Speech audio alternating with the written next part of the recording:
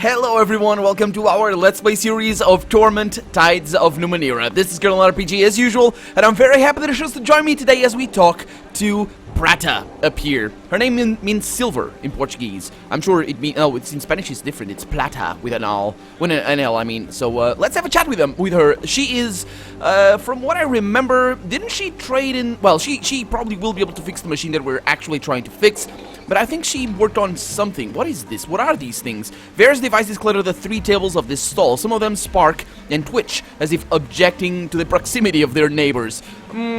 Incompatibility in her wares. Well, let's see what she has to say.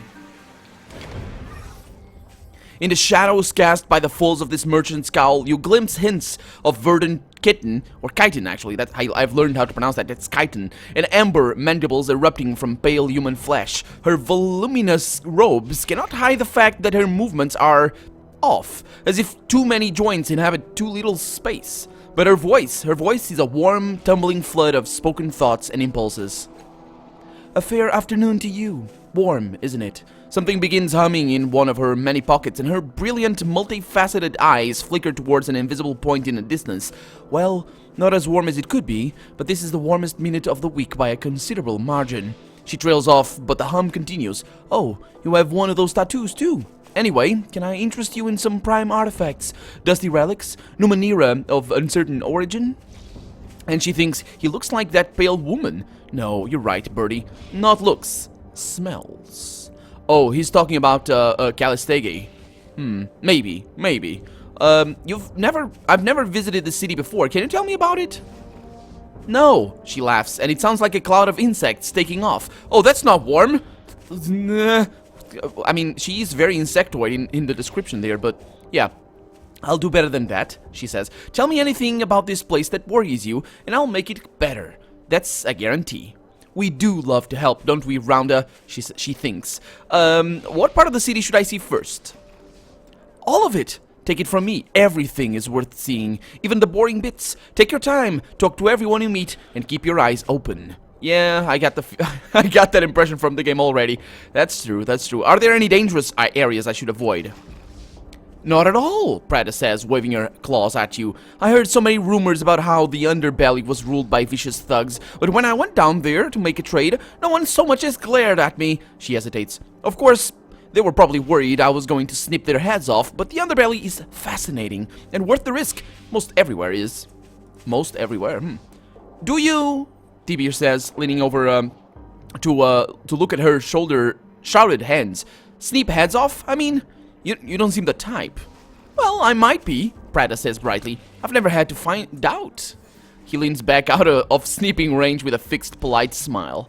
Well, I'm still finding my way around, Prata. I think I could get a discount on your goods? Well, she says, looking momentarily uncertain. It's like watching a lone cloud passing across the summer sky. You know what? I'll give you a discount on everything I carry from now until the last star in the sky collapses. Or, you know, one of us dies. Can't do a thing about that. And she laughs again, clearly unworried by the prospect. Huh, okay. Let's talk about something else before I ask you to, well, about the things that I came here to ask you. Absolutely, she says. Something whirs beneath her cloak, and she swats playfully at it. I wonder if it's machines or actually insects in her. I'm not really sure, but I think she might have insects in her body, or living with her anyway, that she talks to, because she is insectoid, apparently. Anyway, you appear to be transforming into an insect. That comes to mind to ask that. I know, isn't it fantastic? I think it might be caused by the intermingling fields of the Numenera I use to organize my thoughts, or the ones I'm selling. Maybe all of them? You never know how a variety of ciphers will interact with each other. They are such fun. Yeah, that's why you shouldn't have more ciphers than your limit allows for, I assume. If you turn into... although turning into an insect, as much as I despise those little guys, it wouldn't be too bad, would it? Dying outright? Or losing money? Oh, that'd be bad. Tell me about the Numenera you use to organize your thoughts. Oh, it's simple. Sort of. Prata pulls 3 tiny Numenera from her robes. A buzzing bird figurine. Maybe that's whatever she talked to before. You guys remember that had an M name, Moira or something like that? Rounda, that's the one. Yeah, maybe that's Rounda. Let's see what she pulls off. Oh, yeah. A buzzing bird figurine, a green music box, and a circular spring. I have too many thoughts. If I try to hold them all in one brain, I just stand and drool, you know? So each of these have a slightly different purpose. Which one do you want to hear about? Oh, the bird figurine. Birdie's pretty simple. If I'm running with a great thought I don't have time to complete, I shunt it into her so I can pick it back up later. She does make everything smell like berries, though. That's an interesting side effect. It's a really interesting and actually somewhat realistic side effect because, you know, you're messing with the mind and all that. What about the music box? Jade Box is a tough old lady. If I'm rolling with a more complex line of thinking, I bring her up and she chomps the individual ideas and feeds them back to me. I try to use her as little as possible because she gives me headaches. No, what's the opposite? Headizes? Prada frowns. Anyway, they're worse than headaches because you can't go around thinking everything is alright. It's bad for your health. Yeah, headaches are not. I mean, it could be a symptom, I suppose. Anyway, what about the circular spring?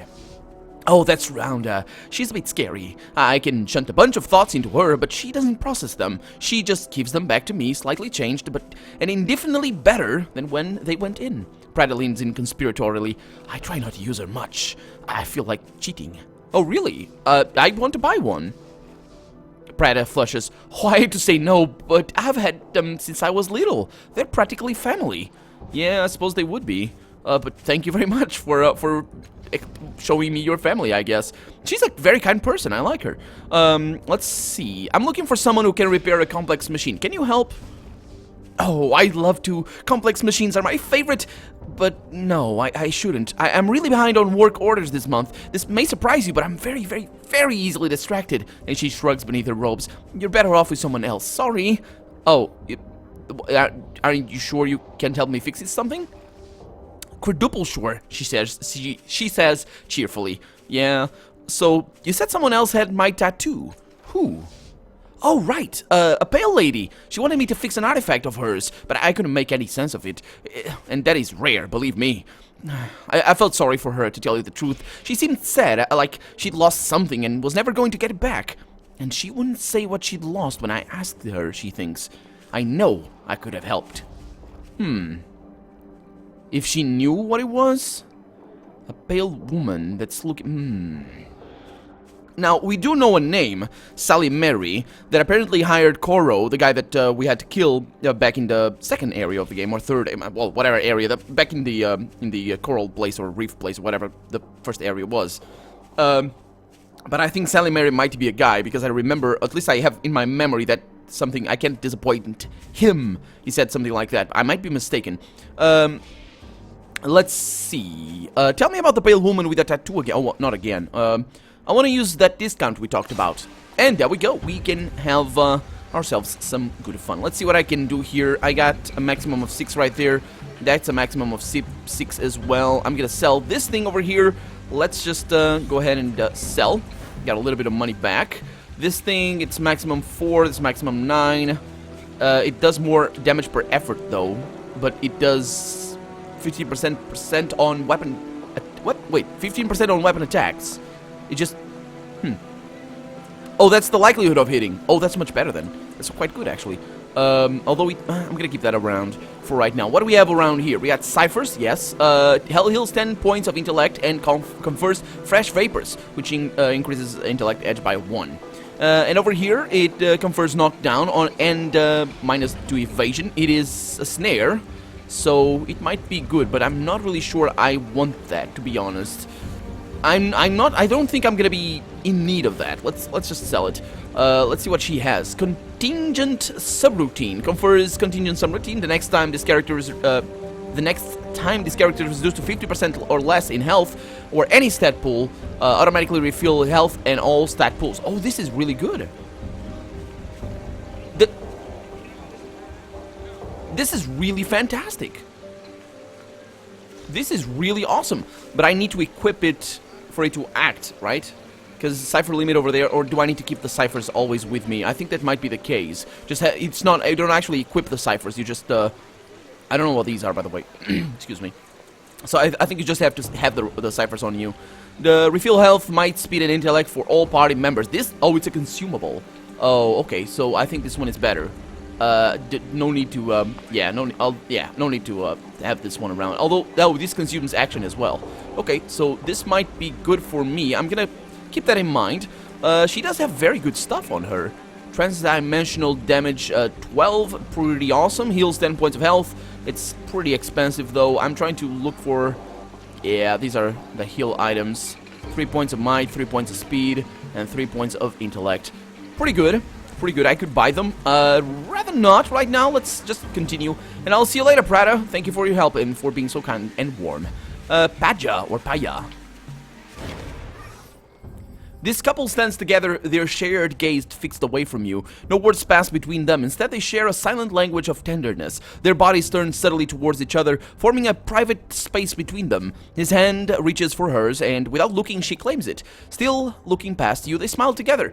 His is a curving line carved in oak. Hers unabashed and radiant as unabashed and radiant as a lantern on a starless night. He's so beautiful, she thinks. I think Paya would be the female. I hope we're a good home for him. For him? Oh. So maybe... Oh, a good home for him. Where? Turning, you see the object of their attention. A young boy... Oh, that's him. A young boy darting between the stalls. Oh, that's this guy, isn't it? And playing in the dust. Each distant, exhilarated shout widens their respective smiles and thickens their grip on each other. Is that your son?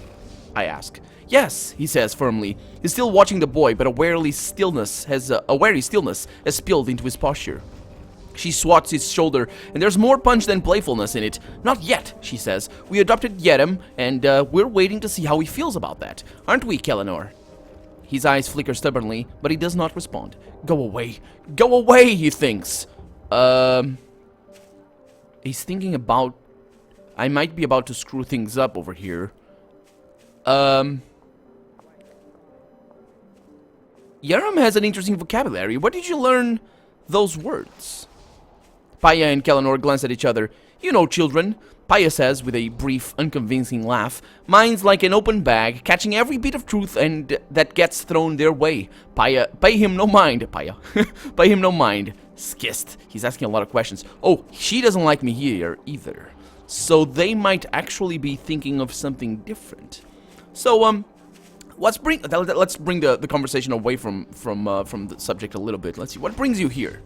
Yerem likes it, Kellenor says. The stern expression around his stern eyes softens somewhat. We don't have much time between shifts, Paya explains, or money to spend on fripperies, so we bring him to the market when we can and watch him play. It's better than a night at the theater. Kellenor raises their clasped hands and kisses her bruised knuckles. Farewell. Enjoy the market, she says. Let's have a chat with him. You're back, Yanan says, squinting at you. So, excuse me. So that's what he meant. Now I understand, because he talked about Mard and Cyro before, which are his actual, parents. But these are gonna be his sibling, his adoptive parents. But I can't.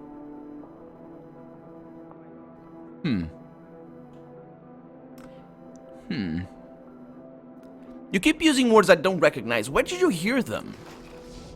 I'm not allowed to tell adults about that, or about where I'm from. His gaze steals to Paya and Kellenor, both of whom are suddenly taking a greater interest in your conversation. Don't ask, hey? I'm in so much trouble. I'm not even sure what I did. Okay, so I'm not really sure.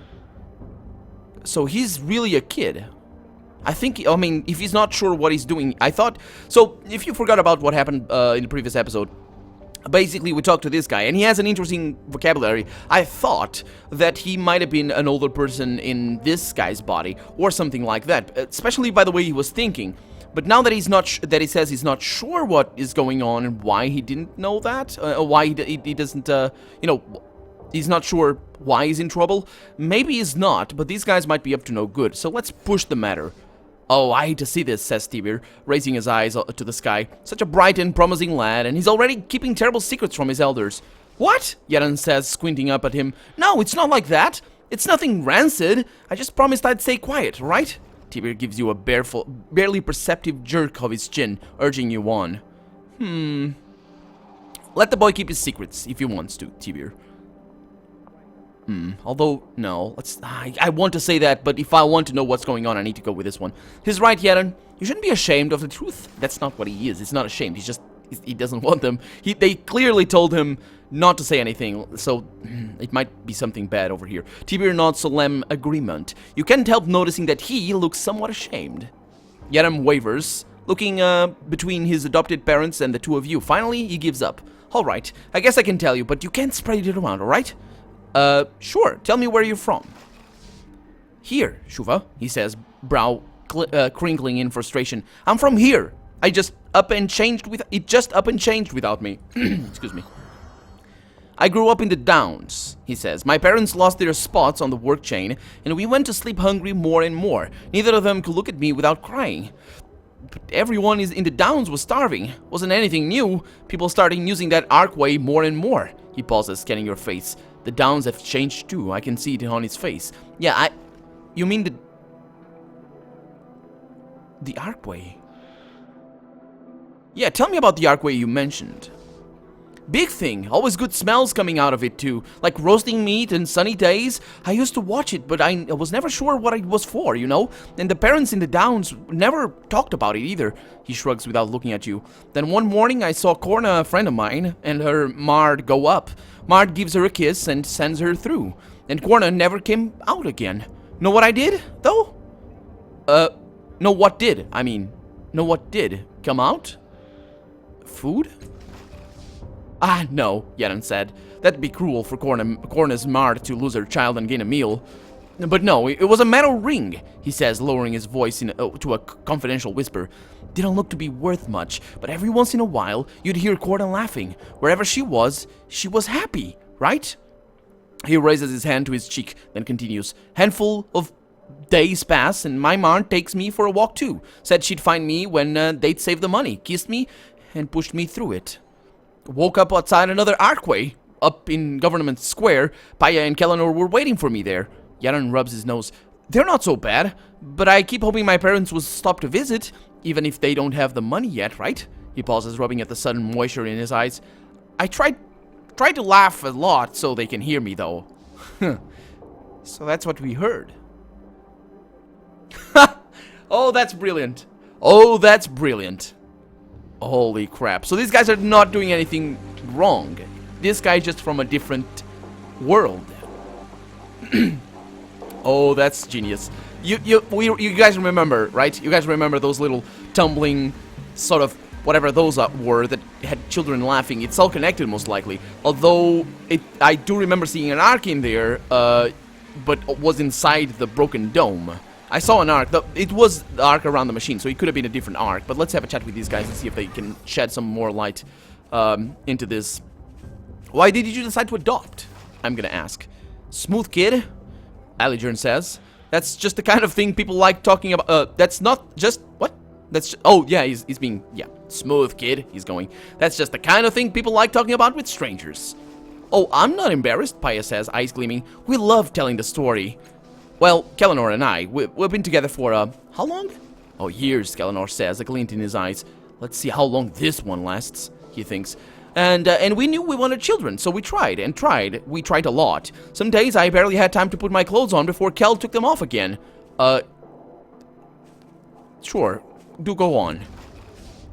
Paya raises her eyebrow, but continues. Well, there was poor Kel practically falling asleep on the shift, forgetting his trousers half the time, and me with nothing to show for it but a glow on my cheeks. Clearly, we were working with a barren field. Or faulty seeds, Kellanor adds, deadpan. Thus, running the family. Wait a minute. It's weird that it's... You'd probably blame it on the other guy, unless they have had this discussion so many times that they are actually trying to blame it on themselves to just, just not... stir up a fight between each other, because this is of course a problem between real couples when this does happen, for this very same reason. But it might be a tell that they are actually lying over here, or something. But yeah, it might be just that the fact that they talked a bunch about this before. So we decided to find a child who needed a home rather than getting old trying to make one of our own. Paya says, that answer your question? No. I'm going to need more details.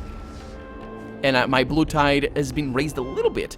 Ha! Paya says, swatting at you. I like this one, Kel. He hardly blushed at all. She leans in and lowers her voice. We get asked this question a lot, and finally, we found that being explicit about the process usually makes the question just melt away. Yeah, I figured. I really did.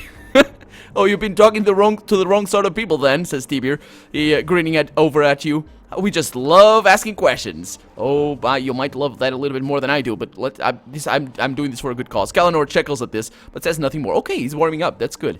That's good. So, yeah, excuse me. Yerem told me about the door he went through to get here. What's going on? Had to pry, didn't you? Kalanor growls. Calm down, Kel, Paya says, putting her hand on his chest. Stranger, can we convince you to leave this alone? Please, for the sake of our family. If Yaren finds out, I'm terrified to find what will terrified to think what will happen, she thinks. Huh. Yeah. I think, what would my character do in this case? They basically kidnapped a kid, but they didn't really. Did they? I mean, they bought one kid. Which is, you know, of course, child, you know, trafficking, but for him, there's no point in destroying his world. If I was given a choice there to tell him that his parents were already dead, I probably wouldn't have taken it because it's just really hard to explain to him, I assume, what it means that he traveled in time. I think he traveled in time. I'm pretty sure he traveled in time because he says that everything changed around him and all that sort of stuff. Yeah, I just want to know what's going on. I won't tell anyone. She bites her lip and searches your eyes. Kelenor's hand slides over her shoulder to cup the back of her neck. Maybe you're true to your word, and maybe you're not, says Kelenor. The more we argue, Paya hisses, the more likely Yaren will overhear. Her eyes shift to you, weary of and despairing. Yaren got here through the House of Empty Time. He comes from Sagas, like us, only centuries in the past. That's why his speech is different, why he remembers places that aren't here anymore. And she jabs your chest with a calloused finger. Keep this to yourself. We'll tell him ourselves when we find a kind way of letting a child know that everyone he knows and loves is long dead in dust. I'll kick the skist out of him if it breaks my little boy's heart. Yeah, I figured.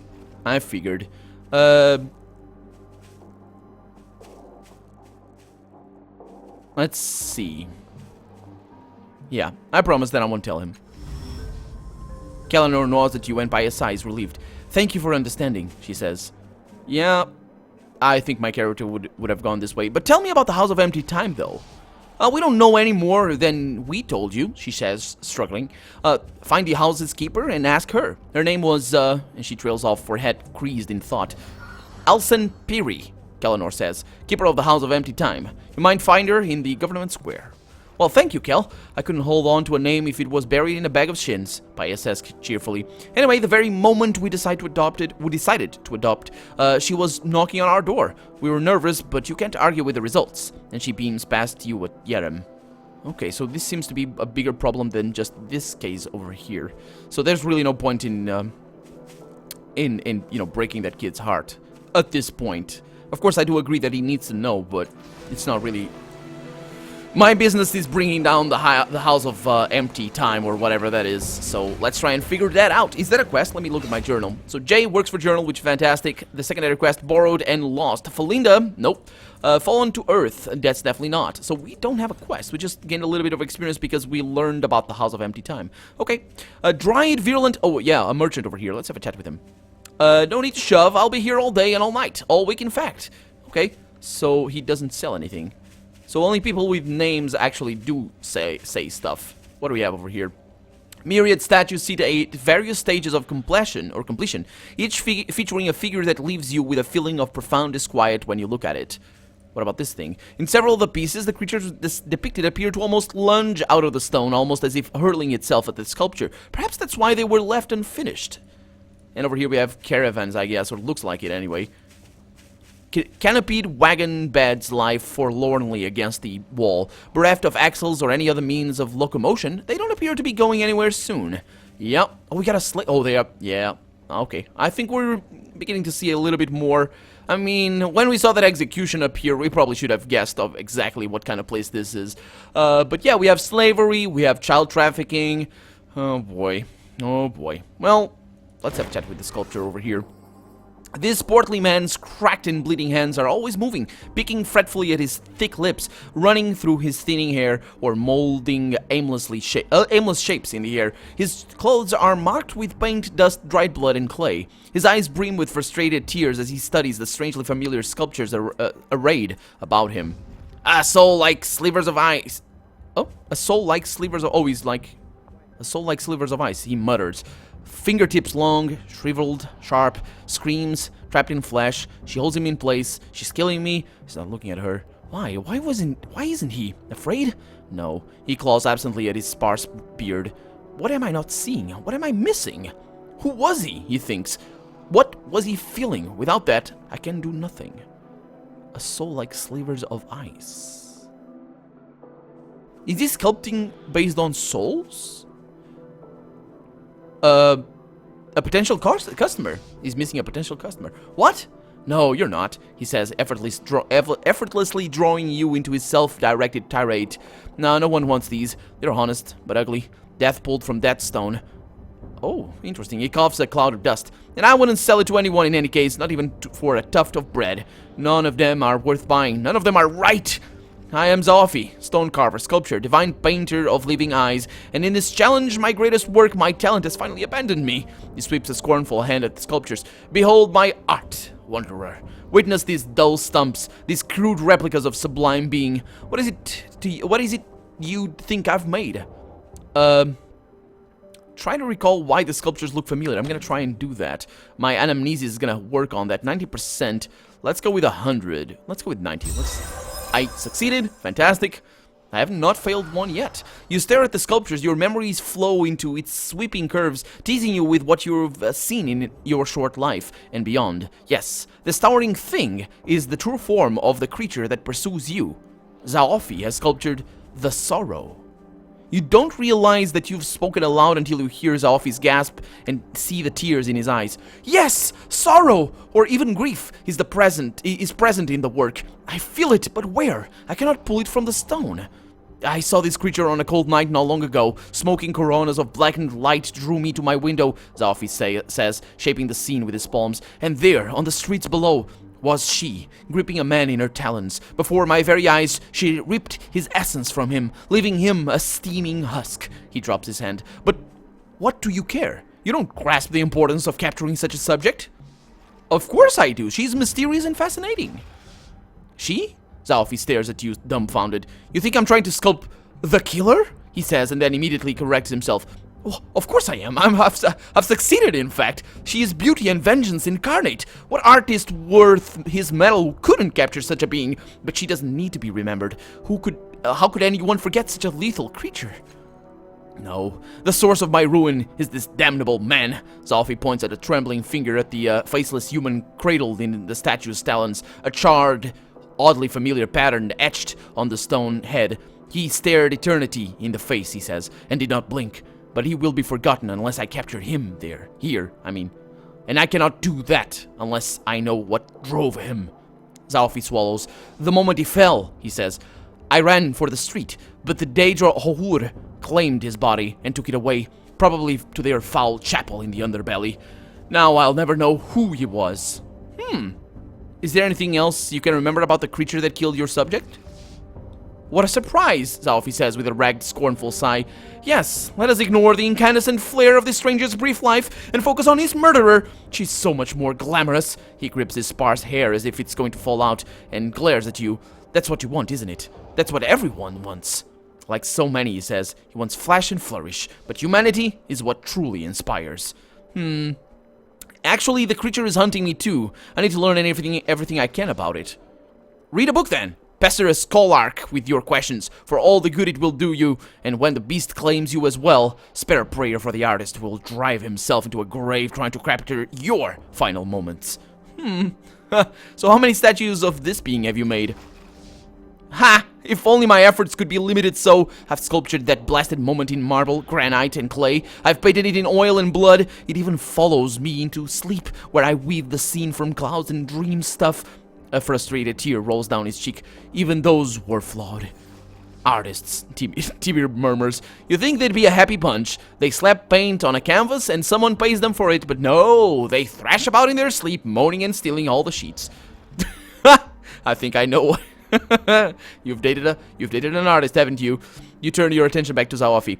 Yeah, tell me about the Dendro Ur, or Allwood or something. Oh, they're a cult and a curse, Zawafi says. They would have you believe they exist to preserve the great works of humanity, to celebrate life. You may even believe them until you smell their breath. The truth is that they squat in their underbelly chapel, eating corpses, and claiming it gives them power. Okay, well, if I learn anything about your subject, I will let you know. I'll remember that. I will remember that, because he says that because he added stuff to his journal. And there we go, we're out of time for the day. That was quite fantastic. Yet again, I really like this setting. I said it before, I just love all the possibilities that this thing is gonna give. And I think this episode we saw one of those, where basically connecting with the stuff that we saw before, we find about what Yedem is, or where it comes from actually, and then I'm gonna try and figure out exactly what is going on with the House of Endless Time or whatever, or Empty Time or whatever it was called. But for now, I'm Colonel RPG, and this has been Torment, Tides of Numenera. I really hope you've enjoyed it, and if you did, go ahead and leave a comment, like the video, but above all, thank you so much for watching, and I hope I'll see you next episode. Bye-bye!